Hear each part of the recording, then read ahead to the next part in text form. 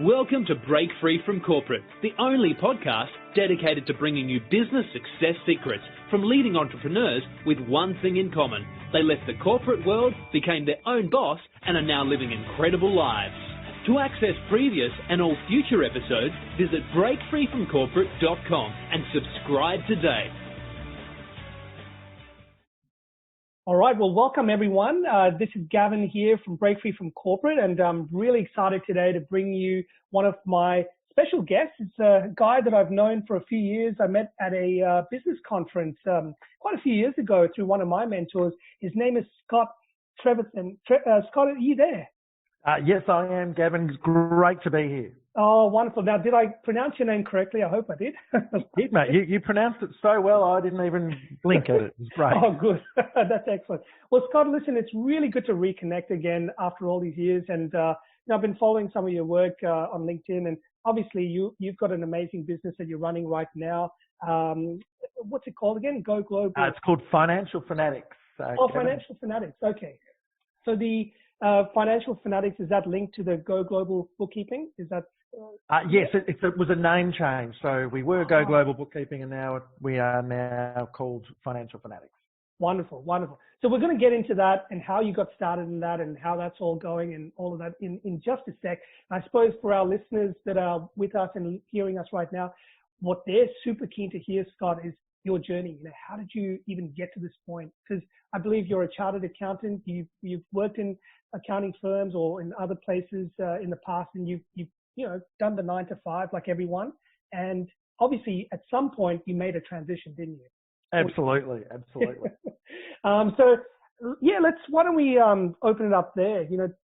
Talk to us a little bit about your, what you used to do in the previous life, and then what was the trigger for you to want to make that change?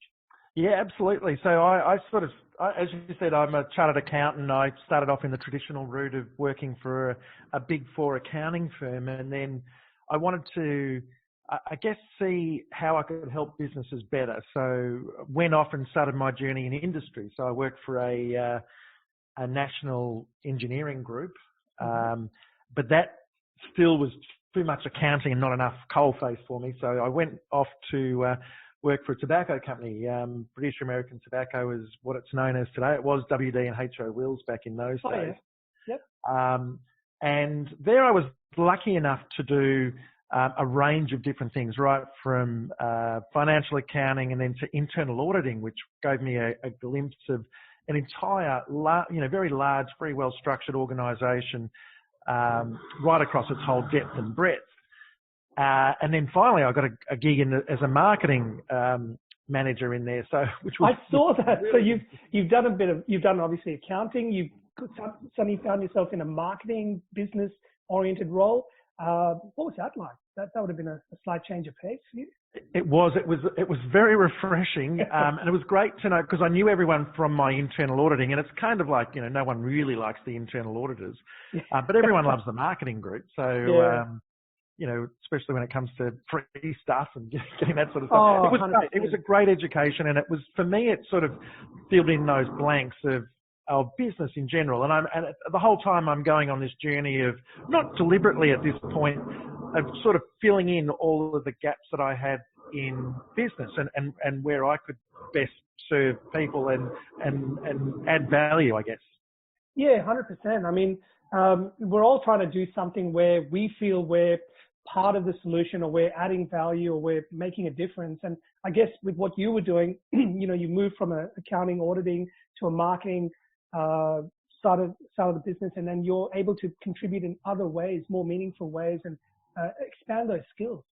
Yeah, I always love to get outside of my comfort zone, and I think possibly your listeners are in that boat as well. To jump from the safe corporate pathways to your own business, you have to be willing to be uncomfortable, right? So. Oh, definitely. I mean, for a lot of our listeners, and even myself, for example, and same with what you just said, a lot of people make these career transitions within corporate itself, and they can be pretty dramatic. So to go from accounting to, say, more of a marketing or sales role, that's a real shift, right? And I know when I used to work at IBM, I started off in more of a finance-related role. Then I moved to marketing. Then I moved to sales, and completely different end of the business. But but you kind of take these steps and you transition along each one. And because you're in a slightly comfortable position, you might know the environment or the people you're working for, you can make those transitions. And I think it's one of the best things you can do personally. Absolutely. I mean, I definitely recall at certain times, because after that journey, I went and worked for other FMCGs, and there was a time I asked a recruiter, I said, is there any way I can get back into accounting? And they said, no, absolutely not. There's no pathway for you to get back to be in public accounting. That's interesting. So why did you want to get back into accounting? I felt that that's possibly where my skill set was leading me to. And I wanted to help the smaller end of town, not the large end of town. And, Gavin, you asked about, what was my pivotal moment and when I knew that I wanted to do something different from the corporate world. And that was when I was working for British American Tobacco. And I realised the shareholders of that company are, very, very rich people living in the UK. It was a listed stock, but it's not a widely held share. Yeah. So there's some very, very rich people, faceless people that you and I wouldn't know the names of. They certainly wouldn't know my name, and I'm giving blood, sweat and tears for these people. And they don't care. They just care about the money, and they'd cut me as quick as they, if that was the decision, they would have 100%. No hesitation. And I realised this is probably not the masters that I want to serve. I want to serve myself, and I want to serve, the small and medium-sized business, because they're the real heroes as far as I was concerned. So yeah, great. No, they're fantastic. And of course, like you said, you can put a real face to a name for a small business owner or someone that's really trying to, they're not the faceless person sitting in some rich mansion, overseas, and you're really just the wheel that keeps the engine running somewhere else, And I completely get that. I understand where you're coming from. So fantastic that you at least decided, who you wanted to serve. And I guess, that then probably led you to a series of decisions to transition yourself so you could work in those environments, correct? Exactly right. Quite a big journey. And I guess anyone who does any goal setting, it's only when you sit back and go, what's happened in the last 20 years? Okay, that's where I was aiming all along. I just took a bit of a roundabout way to get there. Yeah, and so I guess with all of these transitions, when you did this a number of years ago, did you consider any of the choices you were making at the time risky, or maybe going a little bit against convention, especially if you're chopping and changing careers, or going from accounting to marketing and then back to accounting, and then it might be popular to work for the big company, and now you want to work for small business. And I mean, talk to us about some of those decisions that you made or were making. Like, how popular were they? And how difficult were they for you, or were they? Well, I mean, there's always a degree of difficulty, and yes, it was very unconventional to jump ship the way that I was doing, to change career paths, especially when there's another internal auditor that I worked with at British American Tobacco. Stayed in that company. He's just left that now, sort of semi-retired at 54 as he was the chief of all of Australasia in the end. Sure. And you could see his career path, was sort of paralleling what I was doing, and he was just stayed the course. He stayed the course, yeah. So yeah, it's definitely risky. I don't know if it was that difficult for me because, I guess, and part of this is to do with, if you think you have a marketable skill, if you have belief in yourself, you think, well, what, I can always go back and do X, or I can always go back and do Y. Yes.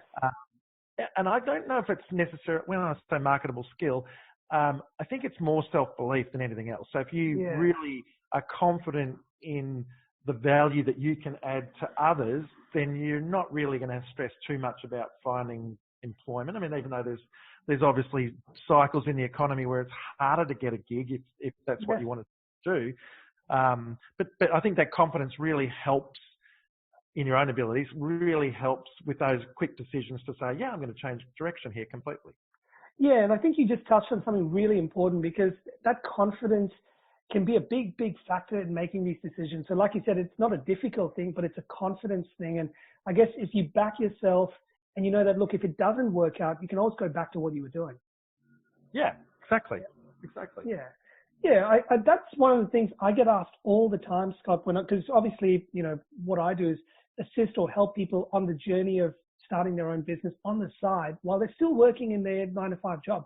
So, we never encourage people to necessarily quit their job, but it's more try something, do something that you might be a bit more passionate about, or maybe you're leaning towards, but you need to start somewhere. And if it takes off, if it works, and with the right support and guidance, you can start to transition your life in that direction, which is what you've done. And that's why, you're kind of like, a lot of people who are listening to this can go, well, Scott did it, maybe I can too.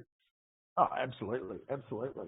And I think that's great advice in terms of, having a plan, having an idea, having, working out what, the saying where it's not my favorite quotation, but it's one of them, if you love what you do, you won't work a day in your life. Oh, I love that quote. Yeah. Because, and that's really what it's all about, isn't it? Finding that passion and saying, okay, well, how can I use that to add value to other people? And along the way, that might just be something that the world needs. Yeah. And, the other thing you mentioned, Scott, was, you decided which master you wanted to serve. Because at the end of the day, whether you're working for a company or you're working for yourself, you're serving someone, right? You're providing a value to someone. And do you want that to mean something, or is it just a job at the end of the day? And look, when I worked at IBM and Oracle and people like, places like that, I never really ever met the shareholders or met the, the board of directors or even the CEO of, that sat somewhere in the US perhaps. And these are people I would never meet because, you've got literally IBM, I think at one point when I was there, had 330,000 people working for them. And so, you are literally a number in a big, big company. And while you are doing incredible work, obviously for your team and for your organization, I know I reached a point when I was questioning, like, what am I doing? Like, what difference am I making? And, I had family members and friends who would often ask me, Gavin, what do you do for work? And I would describe it and they'd have absolutely no idea what I was talking about. Yep. It was all jargon. It was highly specialized terms. And then I'm like, you know what? No one gets what I do except me. And if I were to disappear, like, it wouldn't make any difference. For me, these were really important things. And after spending 12 years in corporate, I started really questioning the value of what I was doing, and was I doing it for the right people, for the right purposes? Was it aligned to my values? Talk to our group here a little bit about some of that stuff. Like, were you looking inside and going like, what are my values? What do I consider important? What mark do I want to leave? All of that sort of stuff. Absolutely. When I was in chartered accounting, we were going through a very, very big recession in Australia, and lots of large companies, Tricon and all those ones, were collapsing. And I was transferred into the insolvency division. Right. And we weren't doing the really big companies. We were doing a lot of small businesses that were sort of going well when the tide was in, but very much exposed when the tide went out. So I guess that coloured me to say, okay, this is the market, this is the small, medium-sized businesses. For some reason, things aren't working. So when I compared and contrasted that with the larger organisations, I saw the great advantages that those businesses had. And really, if it was in their power, they would take over that small, medium-sized business market. And that was something that really stuck with me as I was going through the large businesses, thinking, wow, these guys are just very hungry for swallowing up everything they possibly can. And I'm not sure it's to the benefit of society in general. Yeah. So I guess that sort of coloured me. It wasn't that I was against large business. It was because I think, the learning, the understanding that I got was amazing. British American Tobacco was a fantastic company to work for, and they had a great culture, and they had a great history that wasn't just about making money. It was all about developing people. And at one stage they had, just before I arrived there, they had like 150 apprentices. Wow. Mechanics, cabinet makers, everything. Had built their own desks. They did service their own cars. They did all of that sort of stuff. Yeah. So gradually outsourcing took all that away, and they ended up just being a money making machine. But that's right. Somewhere along that journey, you develop these values, and my values were, small, medium sized people do it tough. Large businesses got all the advantages, and it seems unfair. It seems a very unfair world when it comes to that. And these people in those smaller businesses risk everything. They roll the dice and they sleepless nights, things that those big corporations, especially the leaders of those big corporations, wouldn't understand or really care about. So yeah, no, good point. And actually, you brought up a really good point. A lot of people who are listening to this call and working for other companies might actually love the company, might love the industry they're in, and that's fantastic. And all kudos to wherever you're working right now, because they're giving you the experience. They're giving you the chance to develop your skills, really expand and all of that. But, at some point, you just got to ask yourself the question, is this the path you want to continue for the next 10, 20, 30 years? Like you said, you've got a colleague of yours that was working where you were working, and, it's only just recently left, but pretty much probably dedicated the majority of his career to that one place. And that, he might be very happy with how things ended up, but, you've got to ask yourself that question, is that, if you can fast forward yourself, 20 years down the track, would you be satisfied with that life? Or do you think you have something in it, in yourself to do more? And do you want to?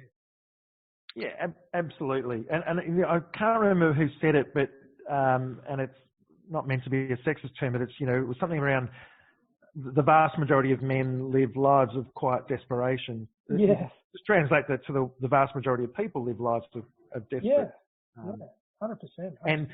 And it's like, if you're not finding fulfillment within what you do, which your career, or the job that you do, then often people have hobbies that, they're building cars or they're doing racing something or whatever. And that's great. And that gives their life more meaning and purpose. Yeah. But if you don't, if you really wanted to find value and meaning in what you do and what you do the majority of time, that's when I think you really start questioning and you start looking for something that's going to fulfill you a little bit better than, may pay a lot worse, probably will. Well, maybe. I mean, I guess, again, that's the trade-off, right? It's happiness for and doing something you love and passion versus in balance, but like you got to weigh up the cost benefits of wanting to do something different, and you might have to, it might take time to get to a certain point. Yeah, absolutely. So look, you obviously went through this journey, Scott, and I'm sure there might have been some challenging days initially when you set up your own business. Talk to us a little bit about with starting off your very first business, or at least how you kind of dabbled in that, and how did you kind of get yourself started? Sure. Yep. And I won't take too long with this. We'll do a rapid journey because it was quite a journey.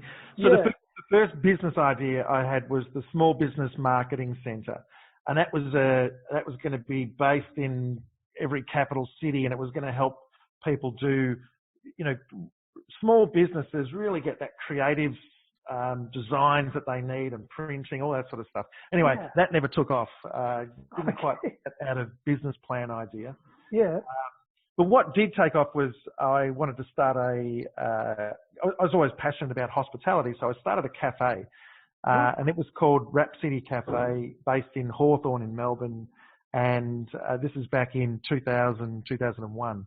Right. So a long time ago. Yeah. And it was going to be a prototype for, the business plan that I had said, I'm going to have 100 and 150 of these around Australia, very recognisable, and it specialised in flour tortilla wraps with gourmet fillings and awesome breakfast. So a great cafe in its own right, but, specialising in these flour tortilla wraps, which was a journey, and learned a lot in the 6-9 months that I had that business open. Yeah. Not least of which, and learned all the mistakes that I had, but it sort of dampened my enthusiasm somewhat for my own business and for hospitality in general. Yeah. And from there I went back into employment, and that didn't take. So I think once you've made that jump and you're thinking, okay, now I'm my own boss, I'm the master of my own destiny. Yeah. It's difficult to go back into paid employment without understanding that I am actually trading my time for money, and I understand that now more than I ever have. Yes. So went to work for a national laser cutting business as their financial controller, and eventually that morphed into me leaving there and becoming a consultant. And I guess that was my first or second business then. As a consultant called Trevethan's Financial Control. We were going to do IT implementations around that finance piece, and then that sort of morphed into being a contract financial controller or a virtual CFO. That sort of industry started to blossom in the last few years. Yes. And then going to do networking, other bits and pieces. You know, people came and saw me and said, "Well, that's great. We'd love you to take care of our internal finances." Still with that same passion for that same market, but we'd love you to do our tax work as well. And somewhere zigged when maybe I shouldn't have zagged. The next thing you know, I'm running a public practice, bought into an accounting firm called Scott Partners, and 15 years later I'm sitting there as the last Scott partner in an accounting firm that's sort of doing about $1.5–2 million worth of fees. So quite successful in its own right, but somehow not the passion that I really wanted for that business. Right. And so from just to complete that journey, part of that we looked at offshoring, because I was always very hungry. At that stage, I was introduced to the place where we met, in that sort of business environment, and I was hungry to do more in the entrepreneurial space, and I didn't consider just morphing my technical abilities into a public accounting area to be that entrepreneurial. Yeah. And I can go into that a little bit further later. But so I wanted to do more things. I looked at offshoring, went over to the Philippines, met some great accountants over there, team members, and started that business and started traveling over to the Philippines on a quarterly basis. And as part of that, realised that I'd developed this skill for offshoring. So that's when Financial Fanatics was born. Right. Back in 2016, and we started doing bookkeeping for people, again, serving that key market that we can serve the best. And then now morphing that into accountant leasing. So, we lease full-time accountants to Australian businesses, Australian accountants and Australian bookkeepers to help them take advantage of that low-cost labour market. But the idea is to get more and better accounting, more and better financial information into the hands of small and medium-sized businesses that might not have been able to afford that level of attention and information. Because certainly those large businesses, they've got teams full of accountants studying every sort of number in the book. But most people can't get access to that. Can't afford them. The low-cost labour market, we absolutely could. That's wonderful. It sounds like obviously where you are now is the perfect storm of, there's a lot of small businesses out there that are hungry for this information. They don't know what they don't know, but to get the right level of help, it's just beyond their reach at the moment. But you've come in now and you're providing the service at a lower cost, but you're meeting the needs of the market that desperately needed. But it's always been a passion of yours to help these guys.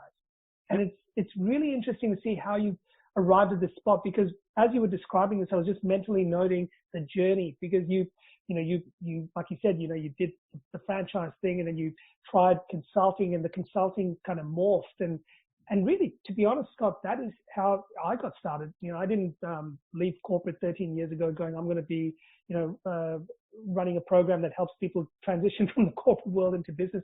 That's not what I was thinking at all. Yeah. But I knew I wanted to do something, and I started one place, and then that took me to the next place and took me to the next. And then you chop and change and you figure out things. You go, oh, I like this, but I don't like that. Or I like, and I guess it's that journey of discovery throughout the process and refining, and you're almost iterating your services and better adapting to the market. You're not sitting still, are you? Oh, absolutely not. I mean, you've always got to be looking at, but I think that's an important point. Looking at your end goal, saying, okay, for me, it's I added another passion, which was to, help those people, those excellent accountants in the Philippines, to upskill and get on the world stage before technology makes them irrelevant. I mean, doing the low-level hack work is fine for a while, but until computers take that over, and we know that that's only a matter of time. Yeah. So they're great accountants. They should be on the world stage.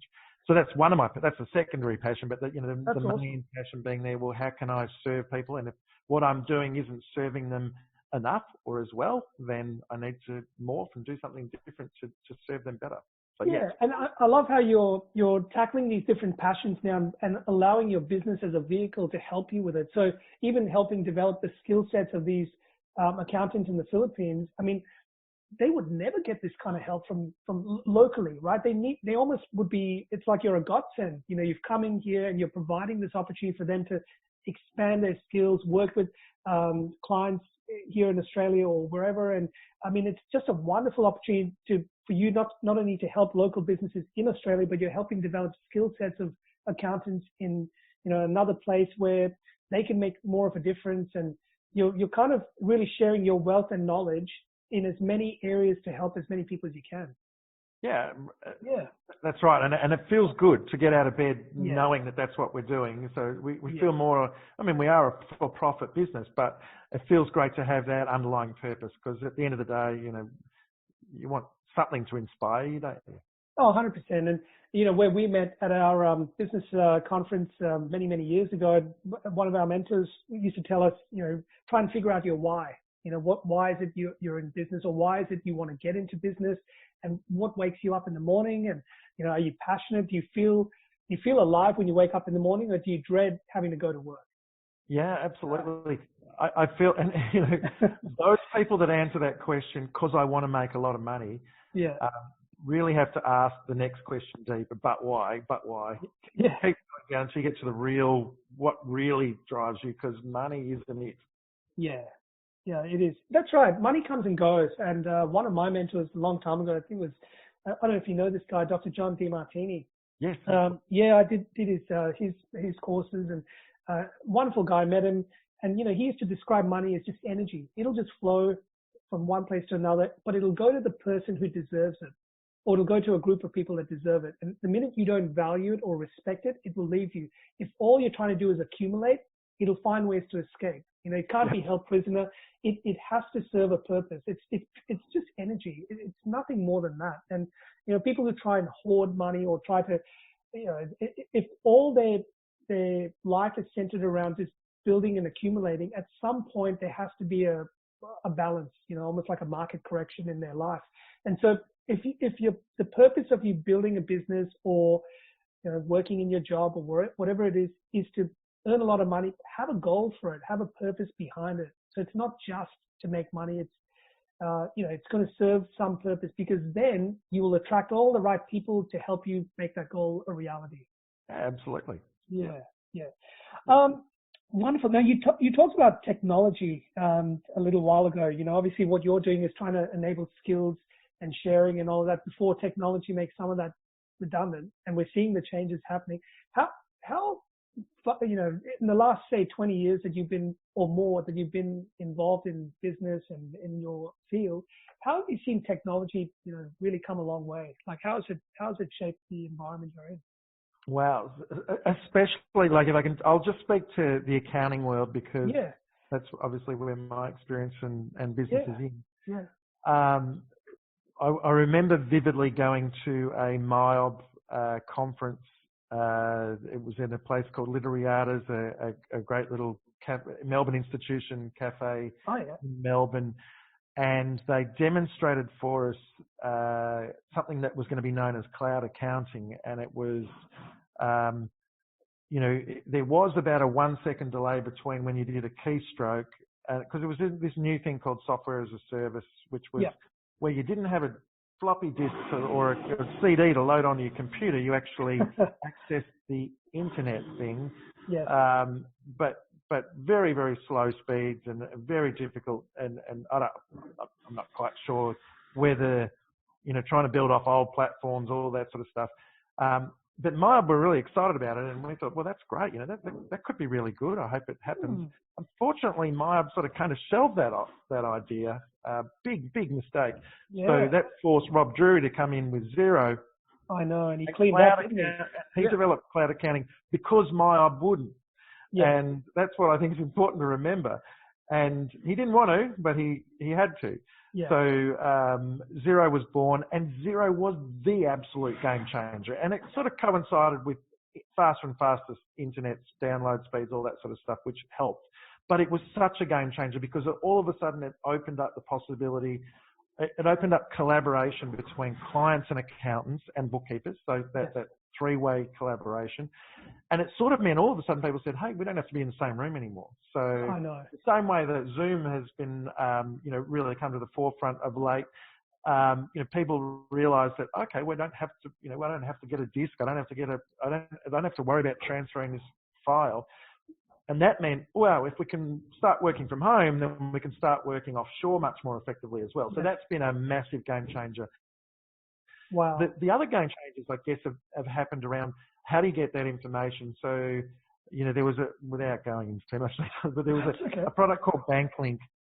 Right. And BankLink was the first organisation that actually went to banks and said, can we get your data? Can we get, clients, their own data, really? It was owned by the banks, but your transactions in a sort of form that we can use, and we can push that out to people, and that can make it easier for accountants to do their cash books, if you like. They didn't think big enough, and later on Maya bought them. But that was a big game changer as well, being able to have all of a sudden a single source of truth, which was the company or the business's bank account. Massive game changers in the world of accounting. But I know it doesn't seem like, and it's kind of technical, but that's really what happened. And then things have been able to be built on, there was businesses like Receipt Bank and HubDocs and other things that help streamline machine learning, trying to streamline what's actually happening in the bookkeeping. I think we need to be somewhat cautious here because I think, and I'm not a naysayer, I know technology is catching up. Yeah. It's just that it's often oversold by those people producing those technologies of saying, and people who want to rely on them, saying, sort of by within 2 years' time, every single car will be self-driving. Yeah. Maybe that's going to be the case, but, something big would have to happen for that to be the case. Oh, for sure. And it's the same in the accounting world and the technology that we use. So I'm not saying that bookkeepers or accountants are going to be replaced anytime soon, but, you think when machine learning gets to a certain point, then, those sort of things will help streamline. And at the end of the day, I don't really care. To me, it's about getting that information that business owners need so that they can make better decisions quicker. Yeah, I really like work that. out where they add the value to their clients. So that's what ultimately will, help those funds flow into them rather than away from them. No, Scott, you said it perfectly. I mean, technology is ever evolving. Some industries just adapt to it a lot faster than others. I mean, I know, for example, the medical field or even the banking sector is still very slow to adopt a lot of technology. They're still very paper trail. They still use faxes, So, but I've seen the accounting world literally turn on its head in the last 10 years. Yeah. I mean, even as an example with myself, I've been with these guys who do my accounting and tax and all of this stuff, and they're based in Brisbane. I've actually never met them, and yet they're super efficient, especially with things like Xero and other tools that they use.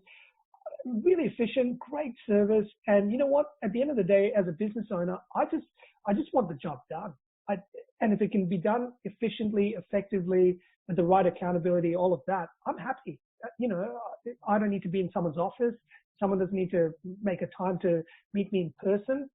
We all save time. Time is probably one of our most valuable resources.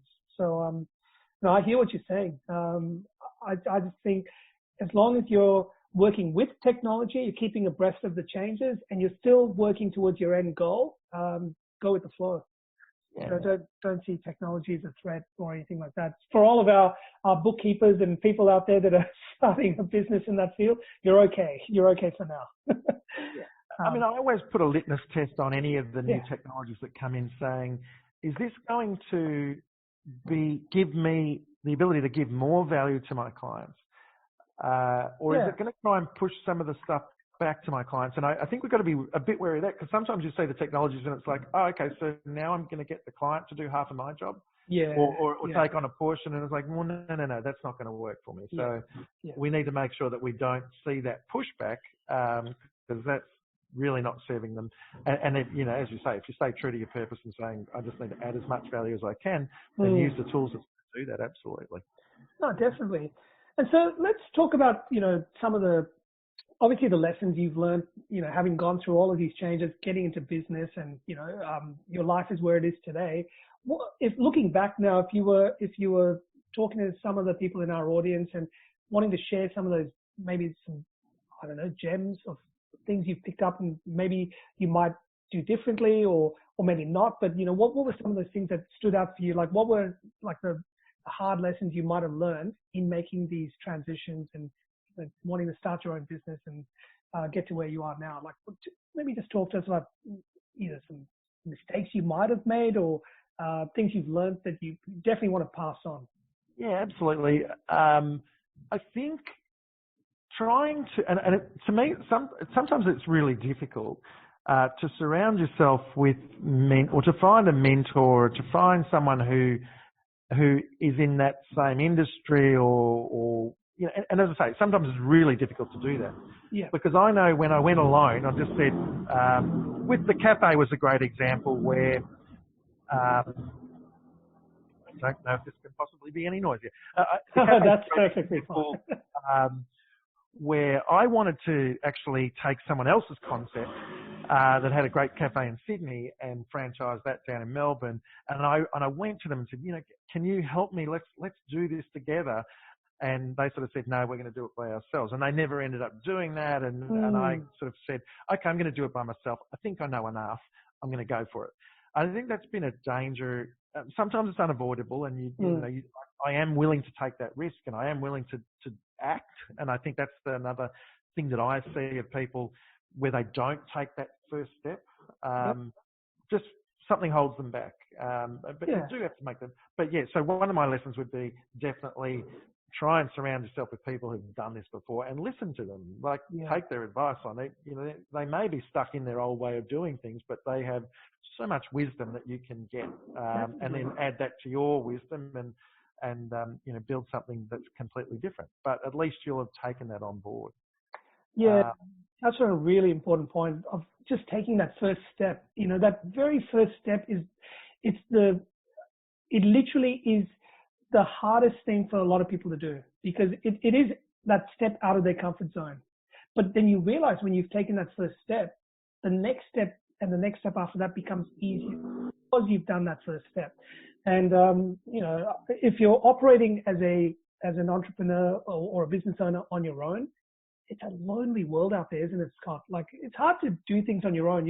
If you worked in corporate, you've usually worked in a team environment. You've had people around you, and you know, you go to lunch, and you've got all these activities around you, and you're constantly surrounded by people who just get you. When you're a business owner operating on your own, it's a very lonely, hard life. And the best thing you can do is surround yourself with people that are similar minded or similar thinking.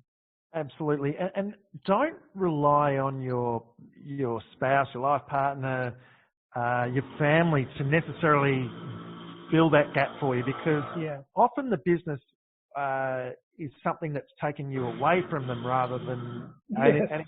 So try and get some sort of collaboration and partnership is difficult in that regard. But the other thing really is you think you're alone. There were so many people out there that will give their time quite freely to help you mentor, because there's nothing more satisfying than helping someone else.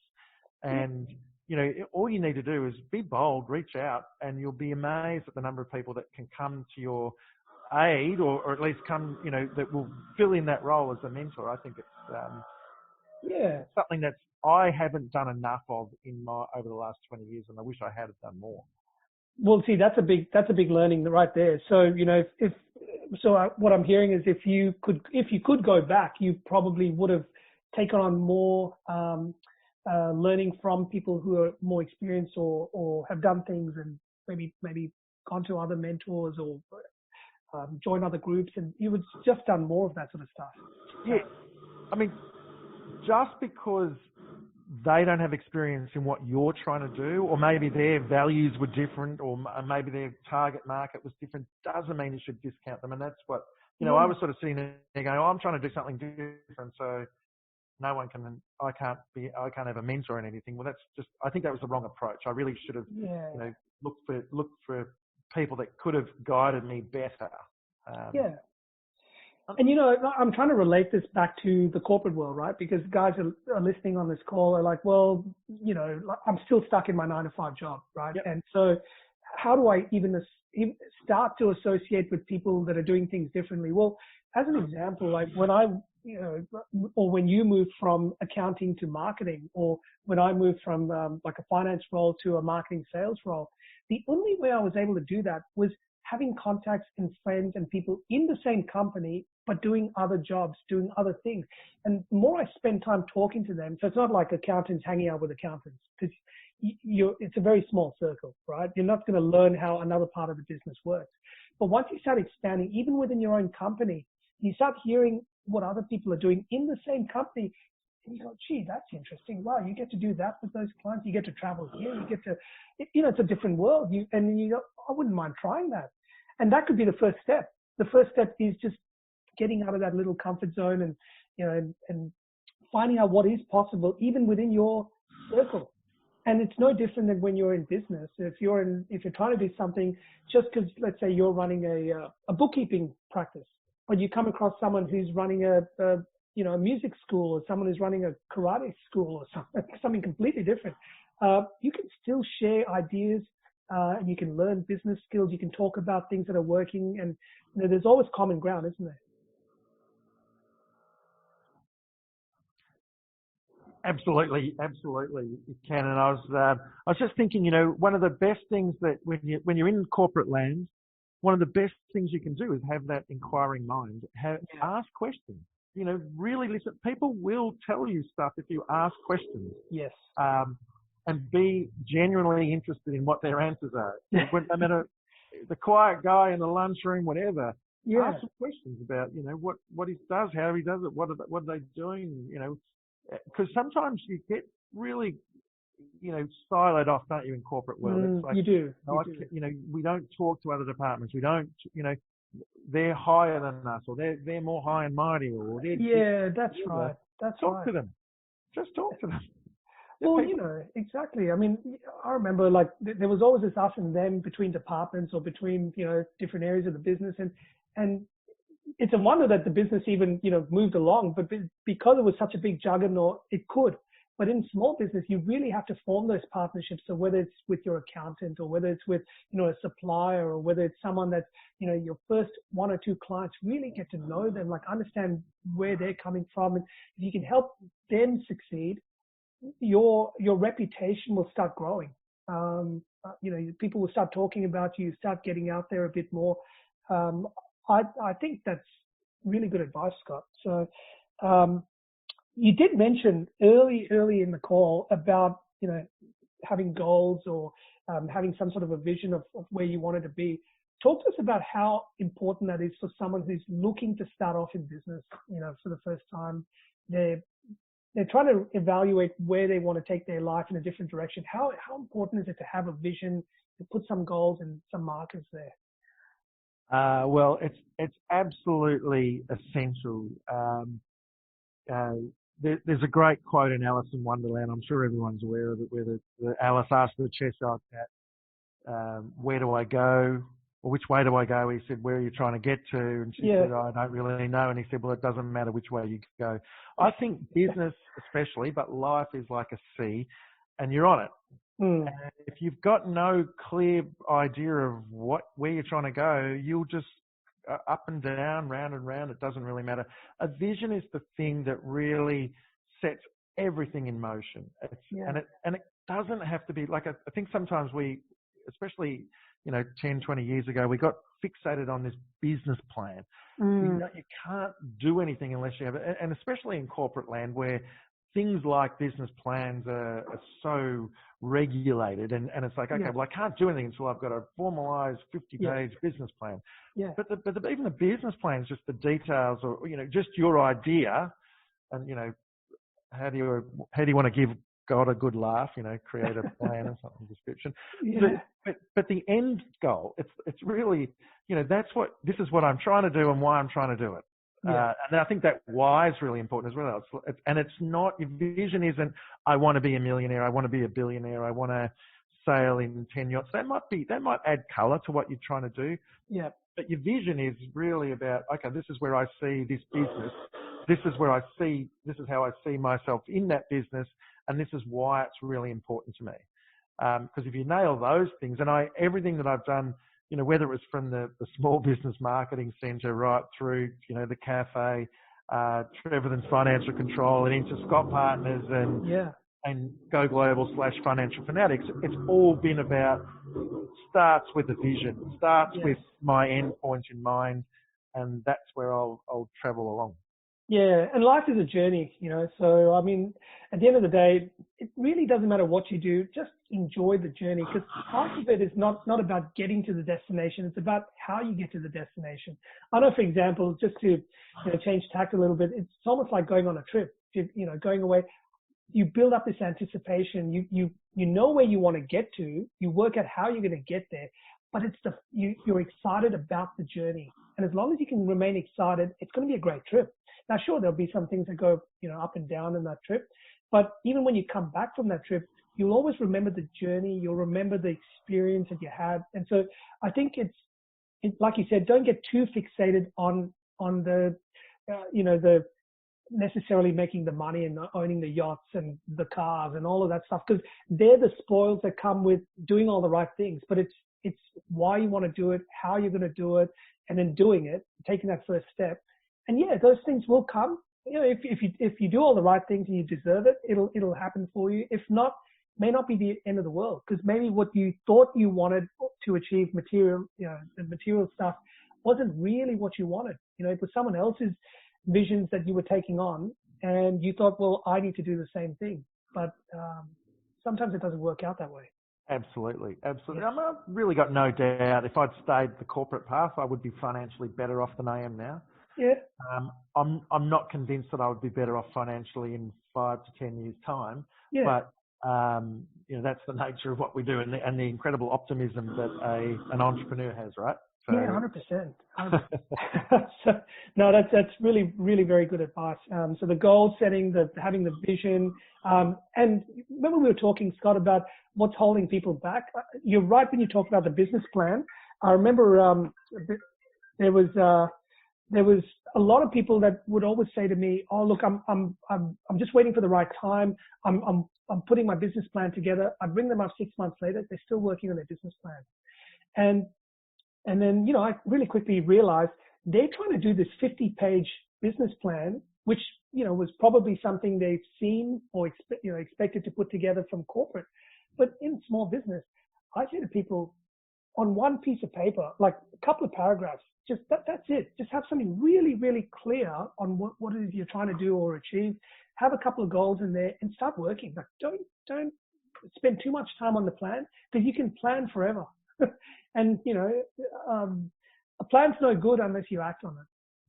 You can have the best plan in the world, but if it's sitting in the drawer on your laptop and it's not going anywhere, well, you've put a lot of time and effort into something that's never really going to take shape. I just love the Mike Tyson quote that everyone's got a plan until you get punched in the face. That's paraphrasing. I didn't see that one coming. Yeah.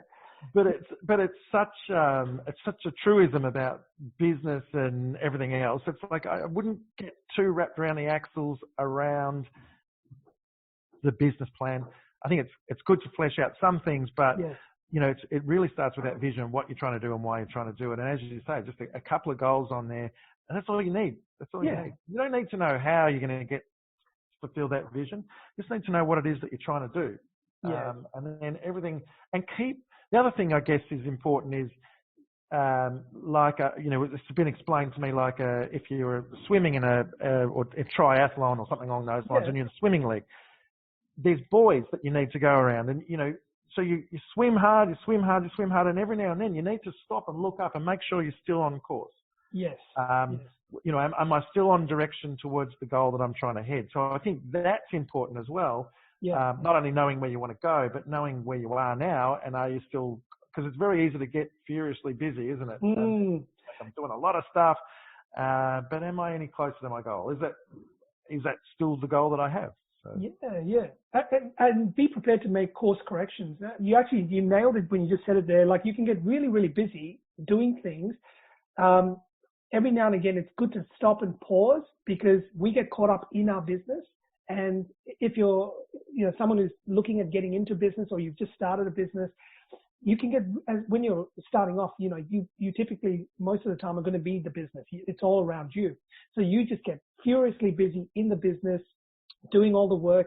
But you remember, you've got to spend some time working on the business. And part of working on the business is managing your time, managing, your expectations. I know people, Scott, who've been, in business for 15, 20 years, and then they don't like their business anymore. They're not happy with it, but they're stuck. They've created this. It's even worse than when they were in corporate. They're working harder than ever, making less money. They're not happy. And, I've often asked them, like, how did you get to this point? They're like, life's just been so busy. And they just got caught up, and they haven't gone on any holidays. They never, because when you're a business owner, and let's say a sole business owner, hard to take time off because it's you. And if you haven't planned for stuff, or you haven't planned for regular breaks and holidays and, these review periods and talking to mentors, like you said, and even meeting up with other like-minded people and going, oh, how did you end up here? Like, what did you do differently? Maybe I should learn from you, or something like that. It's easy to get caught up, and the years will just slip by. That absolutely. I think, that might even bring us back to the E-Myth from Michael Gerber, and talking about the difference between a technician and an entrepreneur. 100%. Because often people just get dragged. It's like, as I felt I was dragged into being an accountant. To me, though, I was a technician. I was trying to do something different. I was trying to be entrepreneurial, but I was a technician while I was an accountant in the accounting field. Because ultimately, I was selling my time for money. And if you're doing that, you don't really have a business. Sometimes that's the harsh reality, but you've just changed the model slightly. But if you're just selling your time for money, then then in most cases, if that's what you're doing, and if that's what you want to do, you might be better off staying in corporate, because you can get paid really well to sell your time. But I guess if you want to leverage yourself, business is a great vehicle, but you got to get smart, learn how to work with other people, build a team, use technology, all of the great things we learned from the mentors who've come before us. Yep, absolutely. Yeah. So Scott, let's change tack again a little bit now. We've talked a lot about some pretty big issues there, and I think you've explained some of those learnings really, really well. So I hope people that are listening take some of those on board, and I'm sure they will. But let's have a little bit of fun now on the tail end of this call, and I'd love to just shoot a few questions at you and just kind of do a rapid response kind of thing. I do this with a lot of my guests, and we just have a bit of fun, and nothing too serious, but it's more just to see how you kind of think on your feet. And if you're happy to do that, I'll just ask a couple of quick questions. Sure. No pressure. No pressure at all. So what's your favorite mode of learning? Like, how do you learn stuff? I think I need the live in-person learning, long video tutorials of certain stuff, and even online training doesn't do it for me as much as when I'm in there listening to a speaker taking notes. I think that's my preferred style of learning for sure. Okay, fantastic, awesome. Is there a role model, someone you consider like a hero, someone that it could be more than one person, but is there anyone that just really stands out to you as someone you kind of look up to or aspire or has taught you a lot in your time? Well, certainly the person that I put right up there, and jury's still out, Elon Musk is someone I love the fact that he's a guy that's passionate about, making humans a multi-world species, and that drives him. And it seems like, even though Tesla's his vehicle at the moment and it seems to be that's his vehicle for generating cash. Yeah. But he's putting all that into, and he's got Starlink, he's got all this sort of stuff, but it's all sort of leading towards, the Mars trip and, being a multi-planetary species. Yeah. So for me, it's fascinating to watch. I might not always agree with the way that he does stuff, but fascinating to watch someone who is now the richest man in the world, I believe. Yeah, that's right.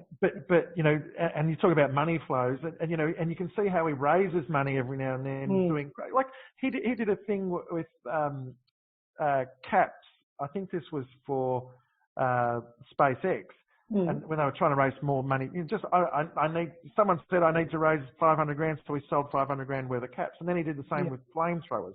Yeah. It's like, you know, oh, okay, we need to raise some money. Let's sell this, something totally irrelevant, but you know, people will want to be part of it. Yeah. Which is really cool. The other hero I've got is a guy called Stephen Lee.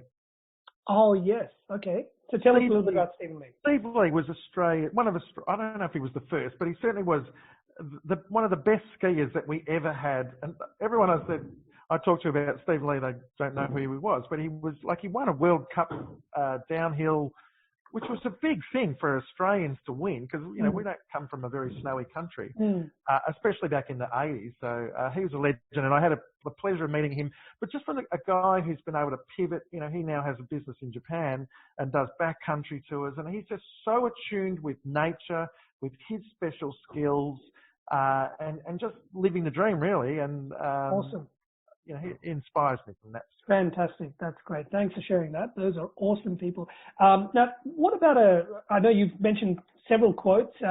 Is there one that, you know, you'd like to share with us, or even repeat one of the ones you've mentioned earlier in the call, but any particular quote that just really resonates with you? You know, Gavin, what I'm living at the moment is, and it's not really, it's kind of a quote, but it is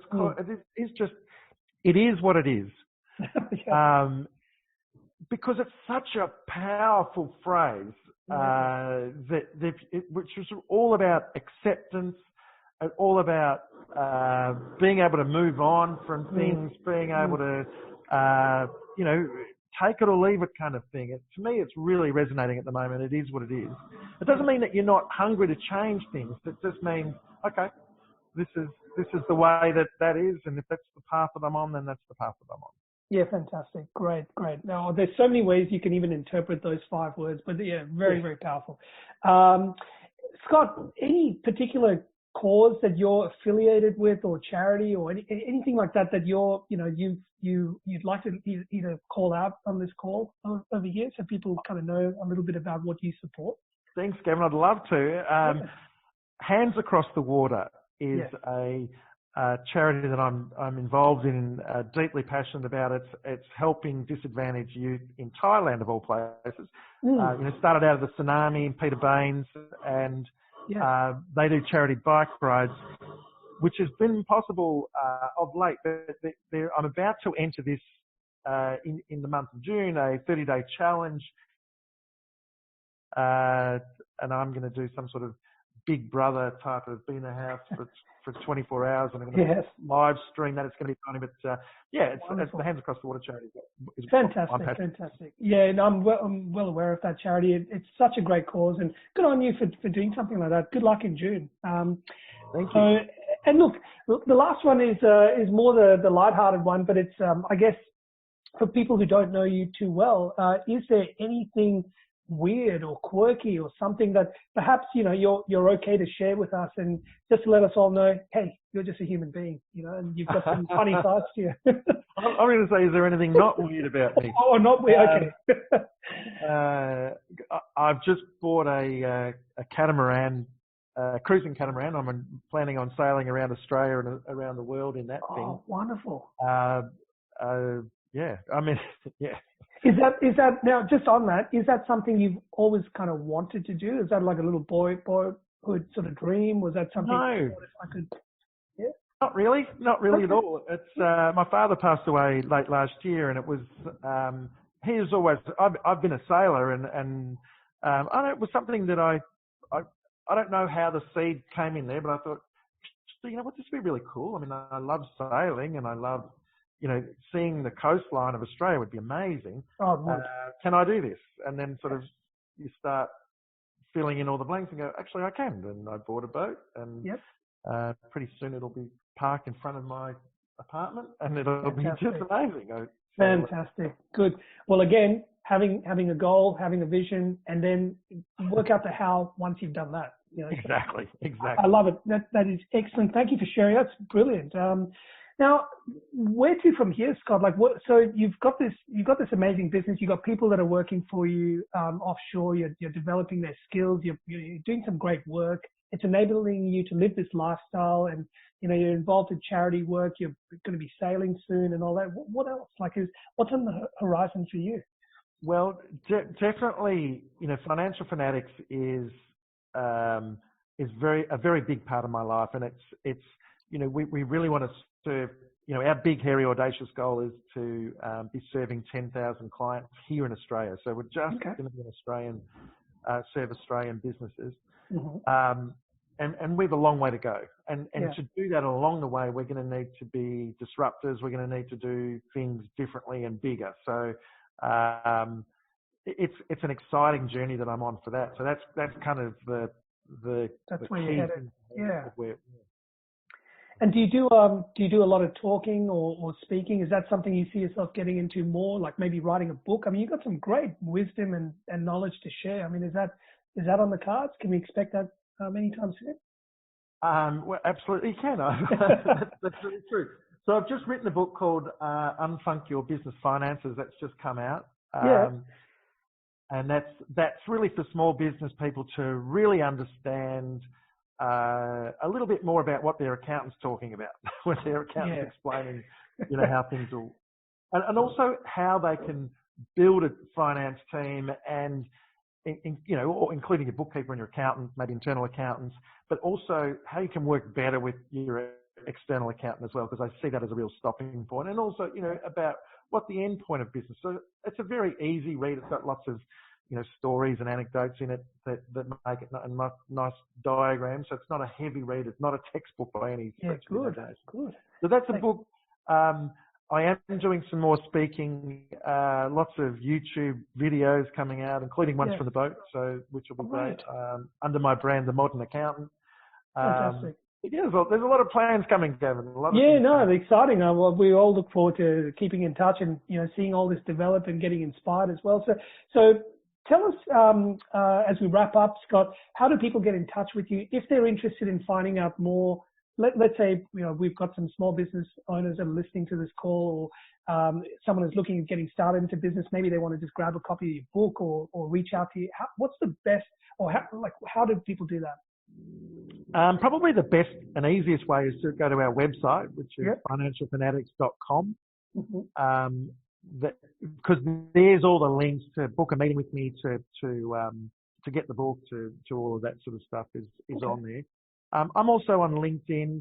I'm on Facebook and Instagram as well. If they want to follow me, that's great. But and they can use any of the sort of DMs. I'm trying to be as giving as I possibly can with my time. So fantastic. So the website would be a great place for people to go to and just get more information if they want. Absolutely, yeah.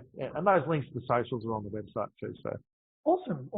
Hey, listen, Scott, I could talk to you all day. I love the story that you shared. I love all the lessons that you've learned. I love the where you've come from, how you've done the transition, where you're heading, all the cool things you're doing in your life right now.